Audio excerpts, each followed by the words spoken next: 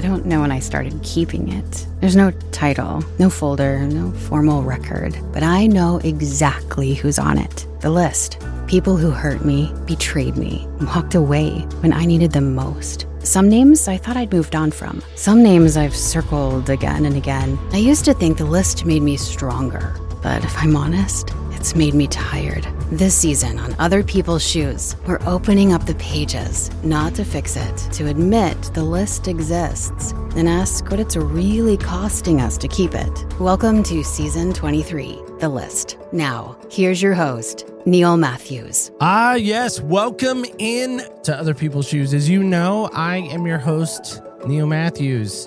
All right, full disclosure.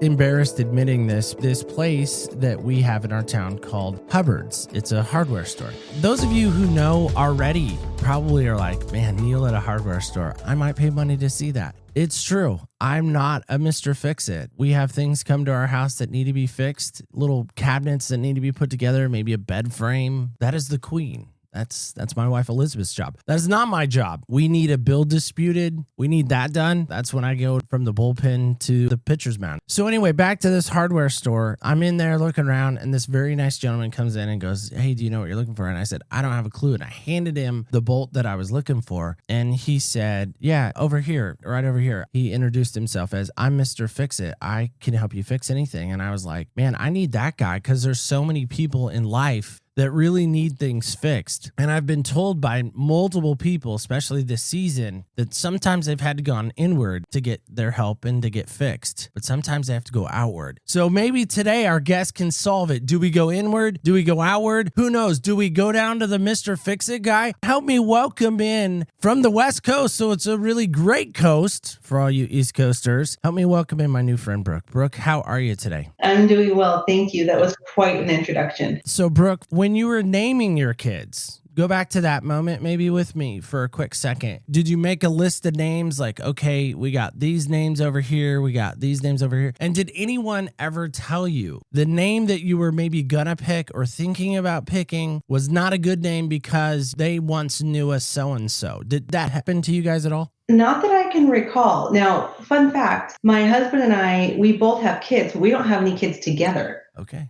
So we've never actually had that experience. I can't remember a time anyone ever saying to me about my son's name. Now, my son's name is named after a very famous movie character, so everybody knows who that is. People are like, ooh, are you naming your kid after that guy? And full disclosure, yeah, my ex-husband did. And I was like, I guess I like that name. I love that name. I should say, actually, I kind of like it. I shouldn't say that.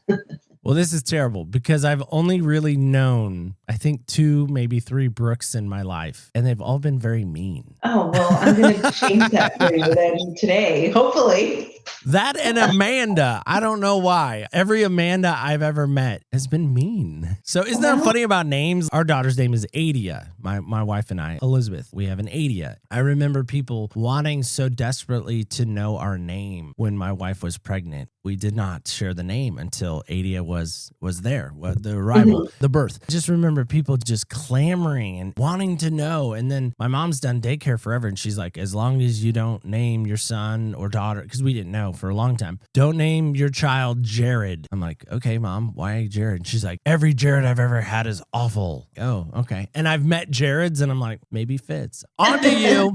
Help us, Brooke, with this. In your area, the wonderful California sun. I'm thinking the mamas and the papas right now. All the leaves are brown and the sky is gray. I'm just looking for a California dream, maybe that old TV show on NBC. What shoes, I'm emphasizing the word shoes, might we find you in if we found you maybe on the Santa Monica Boulevard, as Sheryl Crow once sang? Like I like my plants, I love shoes. So I have a whole bunch to choose from. And I would say my favorite pair that I would probably be wearing would be my pink, very sparkly high heels. Okay. I'm not going to ask what size. Number of years back, very good friend of mine named Jody Howell. She had a podcast for a long time called The Air That I Breathe. Before she came on my show, as my friend, she went and listened. She told me very, very adamantly, Neil, you can no longer ask a girl what her shoe size are. That's so inappropriate. And I was like, what? And then somebody else said it. And then I asked my wife about it because, now it's getting some movement. And I went to my wife and I said, hey, we've been doing this. She goes, yeah, I wondered why you were doing that with the girls. I'm like, why didn't you say that? She's like, well, I figured somebody would tell you. Well, we are asking, is this idea of a list. Now, I know for me, this has been one of my hardest seasons that I've ever tried to produce. I will say I've had more interest in this season of folks like yourself wanting to come on, wanting to share their story. When you think about the idea of the list, what came to mind for you and what made you say, I got one and you need to hear it? I think everybody has a list. Everybody's got names that you said, people that hurt them or people that didn't show up when they hoped they would. I think that degree is the same for almost everybody with why they have a list. For me, I think that the important thing is how I see my list and how it's changed over time. The changing of the list and the way that I can see it, my perspective of it, helps me understand and see where I have grown myself. That's a great start. Inquiring minds want to know. If we were going to, again, look at that list, if it's in a notebook, maybe it's in a journal. I think of them separately, by the way. It's on a scratch piece of paper. Maybe it's not written down anywhere, as our good friend Jessica Lewis said. She does actually say that. It's just a mental list. Mm-hmm. Who's the number one name on your list? The number one name on my list, probably my dad. That's been a name on the top of my list for a very long time. My mom for a while was on that list. My sister, my husband, a few close friends. It's interesting when you think about the list. I imagine that most people who have a list, that it is those people that are closest to them that tend to be on it. Well, to be a little silly, one of the people on my list is somebody I've never even met. Do tell. Used to coach college basketball, that I just never liked him as a coach. I'm sure he's probably a wonderful human being outside of the coaching realm. People have said that. I don't see it. I think he's a fraud. Being a person of faith, Jesus says, don't judge lest you be judged. You should forgive. Listen, I'm not saying he may be keeping me out of heaven, but I really hope not. Every time I see a picture of him on the internet or somebody throws up something, my skin crawls. Like, I don't know. I have this visceral reaction to the person. His name's Coach K. His name's Mike Krzyzewski, so it's a really hard name to say, so that they just dropped it to Coach K. As a Carolina fan, those that know me, they're like, oh yeah, that tracks. Neil really doesn't like that guy. Talk about those names. Again, I would echo those. My mom's been on my list. My dad's probably been on it. I don't know if my sisters ever have been. My brother for sure. Maybe when I was growing up, they were. Now as adults, we've kind of seen each other as adults. They're probably not on there. People have always asked, has my wife ever been on the list? I joke, no. If she found her name on the list, she'd probably be shocked. My in-laws, I'm sure have been on the list a time or two. And this is where I got a little more maybe specific with my list. Name being in Sharpie rather than being in pencil, because I feel like Sharpie's more permanent. There's some names that never can come off the list. That also is sad. That would mean that I've probably shut the door on them and that door can't be reopened. Can you think of somebody that was on the list for you outside of your dad, and maybe it is your husband, that was a little harder to get off the list and you had to work a little extra to get them off the list? My husband for sure. He needed to be worked a lot in my brain to get off the list. And then, my dad and my mom, I think, are the ones that have been the hardest to work through to get off of that list. I don't think those people ever truly get off of our list. I think we carry around the hurts that are inflicted, and they don't always necessarily go away. While we might not feel like those people are on the list anymore, the pain is on the list. And we're always going to make a connection between our pain and what reminds us of it. You said that, Coach. I don't know what that's attached to. Same thing for me. It's the pain that's on the list, and then the names sometimes, when I'm able to work through it, they're not so much in Sharpie anymore. Maybe it's more in pencil now. Maybe digging in a little further on your list. Again, you mentioned 3 people. You mentioned your husband, your mom, and your dad. So again, if you were going to rank them, number 3 was who, and then maybe a little bit why they were on the list, down the list. It requires a lot of context, which is why we're here. Back in 2020, my husband definitely landed himself on my list. He had an affair, and I found out about it. It was in November that I discovered it. When I did, I feel almost speechless right now because I'm trying to find the emotions that just consumed me. I think anyone who's been through that experience, there really aren't appropriate words that the English language has to describe what it feels like to find that out about your partner. He was definitely at the top of that list. Attached to it, when I was talking about that pain that gets triggered, I guess you could say. Just it brought back so much childhood pain inflicted from my dad and also my mom. So I think all three of them were kind of tangled together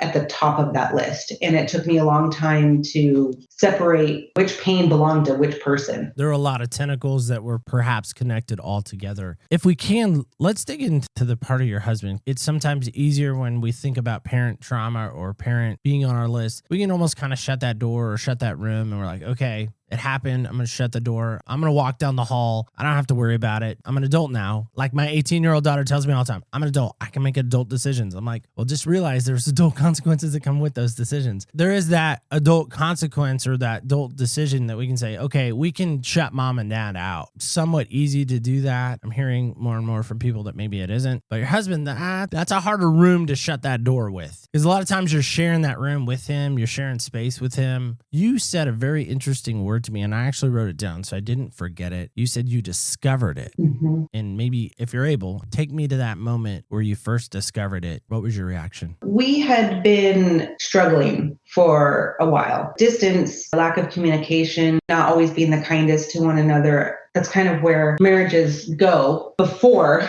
something like this happens. And so that's where we were. I can say both of us just felt like we were going through the motions, more like we were roommates than we were married. And that's when you don't want to be roommates with your spouse. That's painful and it's hard and it hurts. So why is my husband acting like he's my roommate instead of my partner? Here I am, his wife, and he's not showing me any attention. Who is he showing attention to? And I think that's a natural question to ask, whether it's merited or not. We all want to feel important to our spouse, like number one, very important. When I did find out, I had already been feeling disengaged and not important and really on the back burner of his life. There was just something in me that felt like there was something going on. Was looking through his phone and I found a couple of pictures of him with another woman. Asked him about it. It was in the middle of the night. It wasn't like I just was like, hey, babe, who's this pretty girl? It was more like, hey, dude, who is this? As you can imagine, I was shaking. My chest felt like it was like all the way out here. Every nerve felt like it had spikes coming out of it. You said visceral reaction. That was 100% what I was going through at that moment. He was honest, told me that he had been hanging out with her, that he'd been sleeping with her. At that moment, two things happened. I felt so relieved. That feeling that I had that something's wrong kind of went from all the way up here, like from a 10 to a 2. I had confirmation that there was something wrong. At the very same time, I was thinking to myself, this is actually happening. A very weird feeling to feel reassured in knowing that you were right. I didn't want to be right about this. So help me too. I don't know if you realize this or recognize this. I'm not a woman. Yeah, you don't say. Okay. I didn't know if there was any dead giveaways or anything. I can't say I know what it feels like to be a woman. I don't. Mm-hmm. I know what it feels like to be a man. That's it. I wonder as a woman, now not as a woman at Costco, woman who's shopping at Amazon right now. You, Brooke, you as the woman in that moment. What feelings as a woman come to you as you're seeing the pictures before you confront him? What insecurities, feelings outside of the anger and the hurt, what other insecurities come about and are sparked in that moment? There's a sense of being replaced. The questions that came into my mind, and these aren't, specific to exact insecurities, but I think that they play a very important role is, does he have more fun with her than he does with me? Does he like talking to her more than he likes talking to me? Does she laugh at what he has to say? How long do they talk on the phone? When do they talk on the phone? Does she know anything about my life? What does she know about me? It's more than violation of a marriage and our relationship. It feels like a third party violation. Like here's this other person that has been invited into my marriage without my permission is what it kind of feels like. And for a long time, I never met her, never really had any desire to. For a long time, I could feel her presence in my house. It was like she's just here. He was with her. That I think was the most difficult thing for me to handle was, how is she different from me? Is she better than me? In all the ways.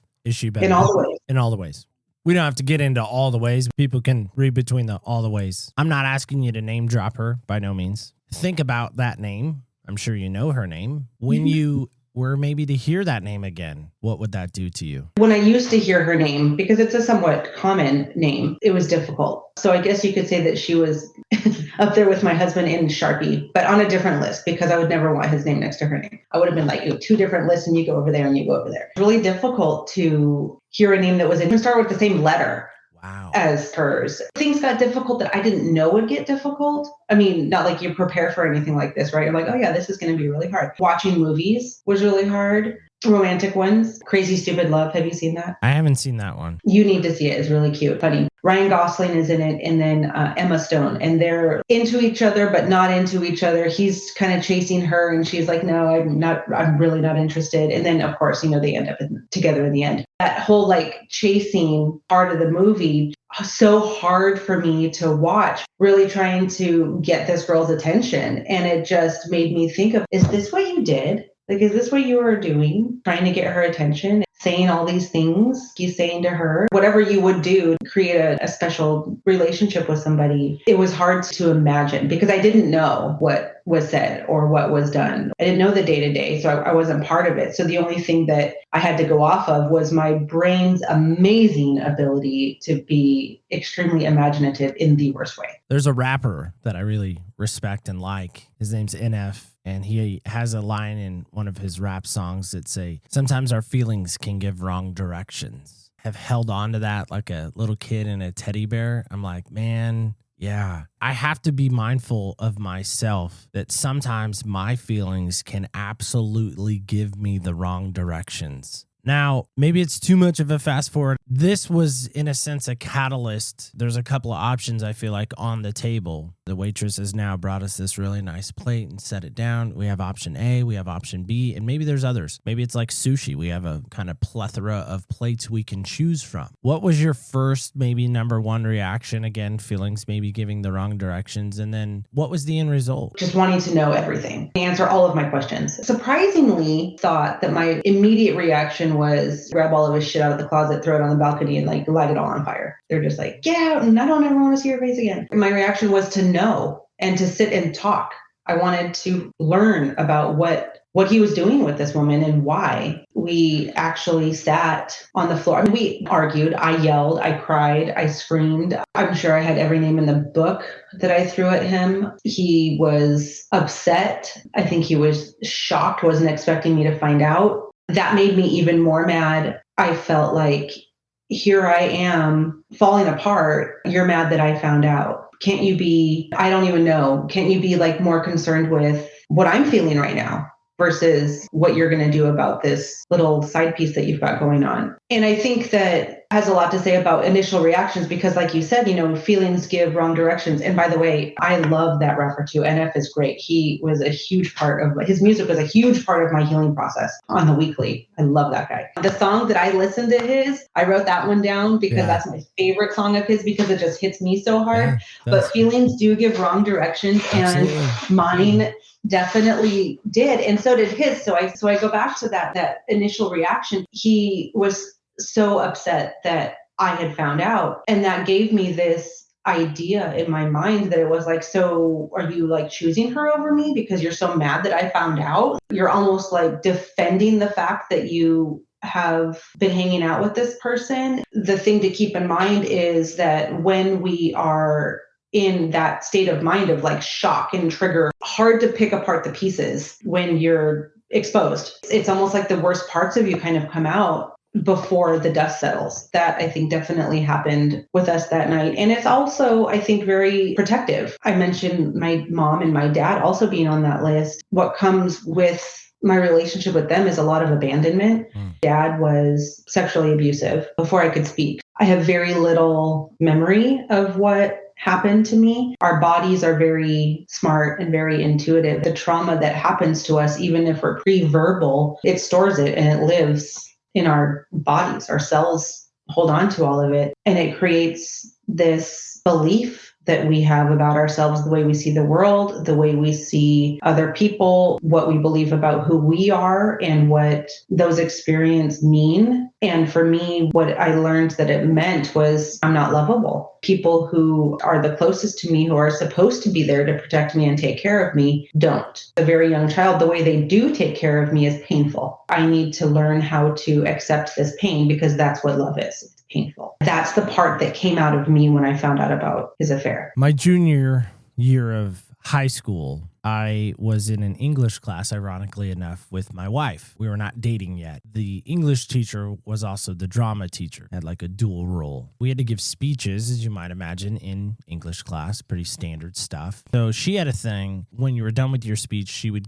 call it a rose and a thorn. Every rose has a thorn. No matter how pretty your speech was, there were still some thorns. There were still some areas that you could grow in that might prick you, that cause you to change. I know you have a love affair of flowers. We talked about that in the Blue Room, aka before we started recording. Before we started recording, you were telling me that you love flowers. I've yet to meet anybody that has ever said to me they really don't care for flowers. They may not like plants. That's different, I feel like. Flowers, that's a different animal. I feel like when you start describing a little bit of your story with your dad, I would imagine maybe your mom gets lumped into this as well, and definitely now your husband, is maybe you felt like the unlovable flower. Is somebody looked at you and all they saw was your beauty and they tried to steal from you that beauty. You know, your husband's like, I don't like that flower anymore. I'm going to go find another flower. Your dad's like, well, I'm going to take that flower for whatever reason. I don't know what is ever in the possessing of someone's mind to hurt a child sexually, physically, whatever. As a father, I can't fathom that. I can't get into those shoes, nor will I ever try to get into those shoes. But it's hard because we look at our lives and we're thinking, man, we're unlovable. Nobody wants us. Nobody wants our petals. Maybe they're creating a mess, and maybe that's why. Because again, flowers eventually do wilt and they do release their petals. I just wonder about you on a deeper level. You even kind of had hinted to it that somehow you weren't good enough or worthy enough. Do you think that all comes from mom and dad, or help me understand that?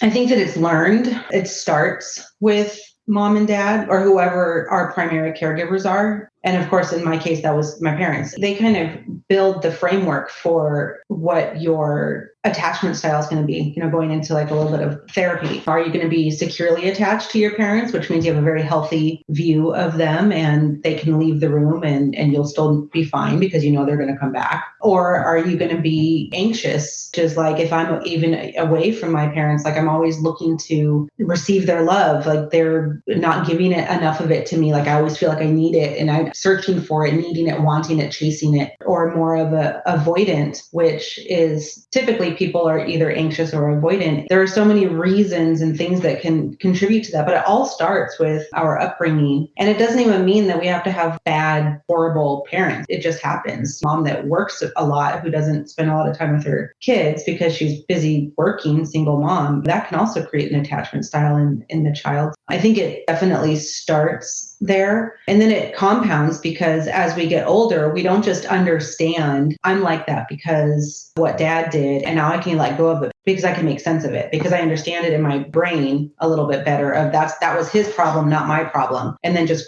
grow out of it. That's not true. That doesn't happen. We create ways of seeing the world that helps us hide our pain. Often it's called survival mode. I think that's kind of like the trending phrase and probably has been for decades. Live in survival mode and create these defense mechanisms that protect our pain. Anytime anyone gets close to it, push that away in order to protect ourselves from having to feel it. When I found out about his affair, it was like it blew that whole wall that I had unknowingly, because most of the time it is unknown, created, just like blew that thing wide open. That my mom, my dad, and my husband being on the list and like all being kind of tethered together, I think is the word that you said. We right away went to therapy. It became very evident to my therapist. I was working through a lot more than just trying to understand and recover from my husband's infidelity, that there was a lot of trauma that I also needed to work through in order to rebuild trust with my husband. Very, very complex and a difficult process. You can imagine you have these belief systems about yourself of being unlovable. And what does that mean? Well, in one sense, to my husband, it's a little bit easier to say, okay, so you had an affair.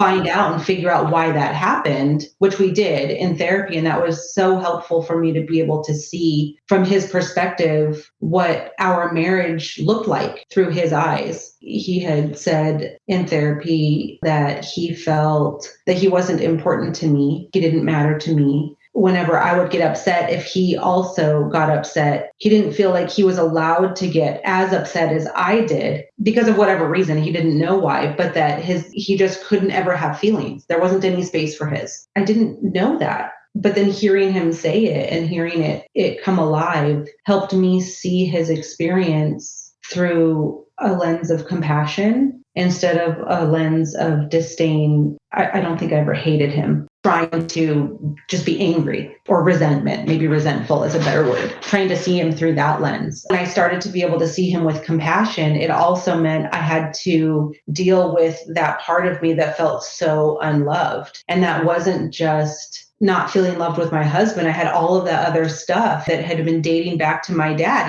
He was the original violator. When he violated me, that was the biggest presentation of, you did this, you deserve this, you are making me do this, this is because you did something wrong, this is because you fill in the blank, whatever that story is. And it can ever change because our brains will always default to what's wrong with me and fill in that story. So today it might be that I'm not pretty enough, or tomorrow it might be because I'm not smart enough. Every day there's going to be a reason. It makes it so much harder to get past those reasons that I'm talking about when there's such severe trauma attached to them. Did your mom know about the abuse? She found out about it. My dad had come to her when I believe I was 6 years old and told her about it, and she divorced him. We were here in California, and then we moved to Colorado to be closer to her sister. And she pretty quickly thereafter became a very heavy alcoholic. That's why my mom is on my list, not because she wasn't doing the best she could with what she had.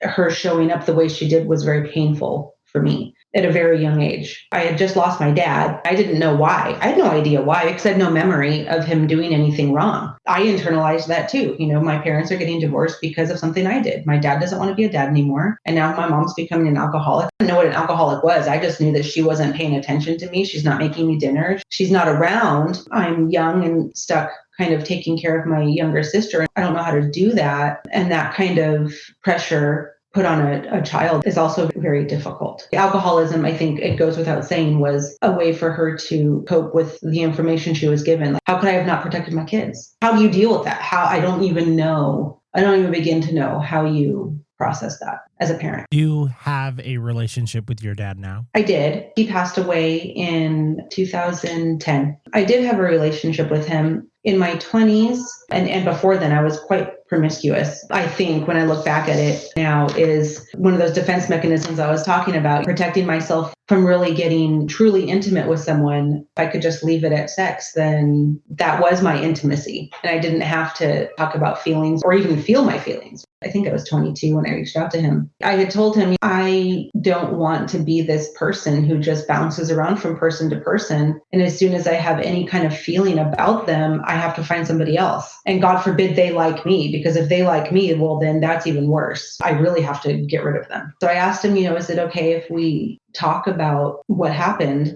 I think that there could be some healing there. You're the one that hurt me and I'm the one that got hurt. And I imagine that you feel something about being that person. We had a great conversation and he told me that what he did wasn't my fault, that it had everything to do with him and nothing to do with me, that if he could take it back, he would. It felt good to hear him say those things and to validate my experience and to take accountability, take responsibility for what he had done. But taking responsibility doesn't erase the trauma, which is, I think, kind of what I was expecting. Talk to my dad about this. That's a really big step. I'm young. I'm 22. I'm going to bring this up to him and be really courageous, which I was, and brave, and talk about this. And then I'm going to have a relationship with him. Having a relationship with him is going to help me understand that, like, he's good. He's not bad. What he did was bad, and what he did hurt me. He's good, and that's going to heal me. Great to know that when he died, that we had rebuilt a relationship to what it could be. It wasn't what I would have wanted all the way. I don't know how you rebuild a relationship whole from something like that. I was at peace when he passed away. And I just imagined, okay, yeah, I know I did the work. I'm all healed now. Very completely dismayed and felt like I was thrown into left field when my therapist brought up to me, like, you need to do a lot of work on this space in your life. And I said, I already did that. She's like, oh no. Oh, no, you have not. You said you and your husband went to counseling right away. That was a big step. I know counseling can help some if you find the right person. I can see you on the video. Our listeners are only hearing you, so they can't see what I see. But you have a really nice wedding ring on. Oh, thank you. I do. Thank you very much. I wonder about that from time to time, what the wedding ring represents to people. To me, it means one thing. To others, it may mean another. Somebody listening right now maybe has worn a wedding ring once in their life, no longer wear it because of maybe a similar story as yours. They got a divorce because their husband cheated on them or their wife has cheated on them. But when you think about your wedding ring, what feelings and maybe what comes about when you look at that? When I look at my wedding ring, I am proud. And I'm going to get emotional. I was not expecting that. I think the word is just that I am so proud of the work that we have done, both of us, my husband and myself. That was really, really hard work that we did. And painful for both of us. When we first started therapy, weeks into it, I was starting to do that work, rebuilding a relationship or thinking about rebuilding it. It brings up a lot of stuff like we've been talking about this whole time. Looking at that stuff and feeling that stuff moreover is really, really painful and really hard. And we don't want to. Hard to feel feelings. A lot of people, we call them bad feelings. And they're not bad. They're just really difficult to feel. We wouldn't have them if God didn't want us to feel everything. Right. Those feelings started to come up and they were so triggering for me. I was done. I said, I'm not doing this. I'm not doing this. I want a divorce. Like, that's it. No. Our therapist, she asked me a question that I will never forget. I am so grateful that she did. She said, have you ever healed a relationship? And I said, I had to think about it, honestly. Yeah. And I said, no, never. I mean, I'm divorced. Remarried, my husband that we're talking about. My son's father is my ex-husband. Before that, like I hadn't healed fully with my mom, I don't think. I never fully healed from my relationship with my dad. I hadn't looked at that deeply as I needed to. As other people, I mentioned my sister, we had kind of a broken relationship, but I think that just comes from all the trauma that we experienced. It makes it just difficult. So I said, no, I haven't. You have an amazing opportunity right in front of you to give it a try and to see what you're made of and to see what your husband's made of and to see what your marriage can be. And don't you want to see what that feels like? And I was like, damn it. Yes, I do. I do want to see what that feels like. That was like the beginning point of I'm going to dig in and I'm going to do this work because I do want to be healed and I don't want to carry all of that into yet another relationship, play it out all over again. It's cliche to say, so true. You can leave a relationship, but you can't leave yourself there too. Like you take yourself with you into the next one. So everything that you've done in that previous relationship is going to be played out maybe in a little bit of a different way, but you're still you with all of your pain, but now more of it. You're going into your next relationship with all of that. Just thinking like, I'm just going to clean slate and start a new relationship and move on. Well, that is a right decision for a lot of people. And I'm not saying that everyone should stay in their marriage. They don't want to. That's not at all what I'm saying. The fact remains that, you do take yourself with you and all of your hurt and all of your pain and the way that you see yourself, other people, your defense mechanisms, they all come with you. So true. It is absolutely so true. Unfortunately, we can't leave our past self in the past sometimes. Our past self shows up in the present quite often. I'm not a fan per se, but it has a catchy little hook. Beyonce has that amazing song, To the Left, everything you own in the box to the left. You could have easily told your husband, listen, it's in the closet. There's your stuff. Don't touch my stuff. You don't think you're irreplaceable? Oh, you absolutely are. You could have done that. You even talk about your ring, which is probably at this point, I would imagine, irreplaceable. The meaning, the symbolism, the unbrokenness. Sometimes it has to be forged back together again. Brooke, I think that's a tremendous testimony of you and your journey, that you guys put in the work. It wasn't easy. Work isn't supposed to be easy. That pious thing that you love what you do, you never work again in your life. That is such bull bull crap. I love that you guys have chosen. It was a choice. Chosen to stay together, not for the kids, not for this, not for that, really for each other. And I think that makes you almost unstoppable. And so I just want to applaud that. Everyone's situation's different. I'm not advocating that if there's infidelity that people stay together. I'm not wanting to tell somebody what to do in that moment. I hope nobody ever comes to me and asks me, hey, what do you think I should do? Those are a hard pair of shoes to get into, truly. Not trying to be funny, but truly. Brooke, right now, I know there's going to be some ladies listening to you that maybe have had in the past themselves some infidelity. Maybe it was a boyfriend, maybe it was a spouse. Maybe what advice would you give them? Is there a way they can reach out to you? As they hear me, they're like, Neil, you should have asked. I get that from time to time. People are like, why didn't you ask? Maybe that would give them a freedom or some encouragement to reach out to you and be willing to answer those questions. What advice would you give? And then how can somebody reach you? And is there a social media you'd love to hang out on? I have a website, I think very appropriate. It's messyhealing.com. So people can reach out to me there. I have a blog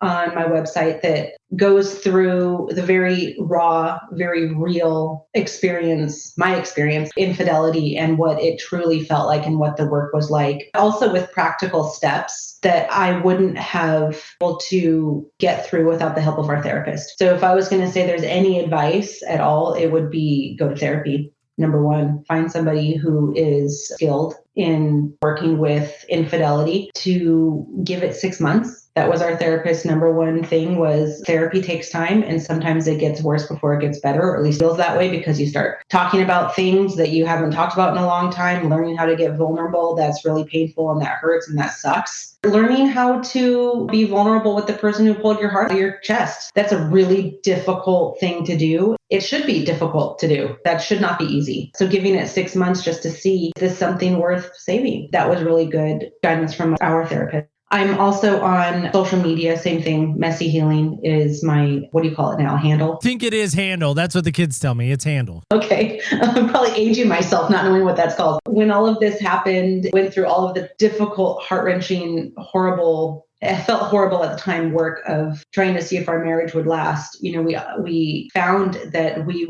wanted to save our marriage, wanted to stay together. And really through the course of like 3 years of therapy, developed such a trust in one another that I never knew was possible. So we are stronger than we've ever been. He is my absolute best friend. I cannot imagine doing life without him. Now I look back on the affair and I see it as, I don't even want to call it horrible anymore. To me, looking back at it now, of course, I'm 5 years removed. So anybody who's closer than that probably thinks I'm losing my mind. And that's totally fair based on where you are in your own walk. Looking back, I feel I'm almost grateful for it. It was the catalyst of all of the work that I needed to do on myself, all of the transformation personally that I needed. And then really, I mean, look at our marriage now. Like we are inseparable. And like you said, you said something about it being powerful. I can handle anything. And that's how I feel about myself and us. If you go to my website, you'll learn I'm actually in graduate school now to become a marriage and family therapist to work with couples who have gone through or are working through infidelity and or trauma like I experienced, because I really I feel it. It's deep. It's hard. And I want to pay it forward. Because you've been in those shoes. Because I've been in those shoes. Oh, weird how it all circles back to the shoes. Well, Brooke, I want to applaud what you shared. I want to say your tears were welcome here. It's okay to have them, by the way. I'm not sitting on a seat of judgment because you cried. I mean, I might add a tally mark to our tally sheet, people I've made cry, which is a lot. I don't know how many I've lost count. My point is I appreciate you willing to come on, share the good, the bad, and the ugly. There is a good. There is a light. There is a sun that comes out. One of my favorite songs, my wife always gives me a bad time. She's like, you need to come out with some new favorite songs because I hear the same songs a lot and it drives me crazy. It is true. It is a country song and it is every storm runs out of rain. I believe that to be true, that every dark night turns into day if we allow it. But the problem is we're so much in that dark night, we can't think of there's going to be a next day until one day there isn't a next day. And then we're like, well, now what? As far as I know, there's still going to be a tomorrow. At least I hope so. And if there is, man, I'm going to make the most of my tomorrow. And maybe that's the encouragement somebody needs to hear is there is a tomorrow if we want there to be. But it is a choice. Like you said, it is a choice. All right. I don't know how you feel about the Bible. Are you a fan of the Bible? I can't tell. I am a very big fan. All yes. Right. I had a feeling. I just happened to open my email this morning, and this is the first thing I read. Therefore, there is no condemnation for those who are in Christ. That's found in Romans 8:1. I don't often end with a Bible verse, but I feel like sometimes when we look at people on our list, we want to condemn them. Especially maybe this is more relevant to your story, is when there was the woman caught in the act of adultery. Now, mind you, I know that wasn't you, but the thing that I've always pointed out in that story is where's the dude? Where was he? It takes two to tango.